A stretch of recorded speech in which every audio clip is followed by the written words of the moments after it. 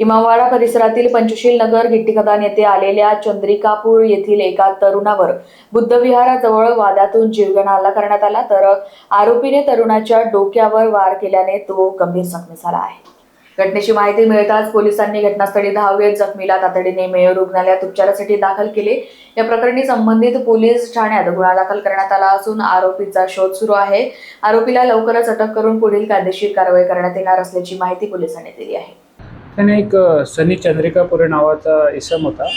तो त्याच्या आईवडिलांकडे पंचशील नगर गिट्टीखदान येथे आला होता. तर बुद्धविहाराजवळ त्याचं काही भांडण झालं आणि त्याला डोक्यावर मारलं. तो गंभीर जखमी झाला. माहिती आम्हाला मिळतात लागलीच आम्ही स्पॉटवर घेतो.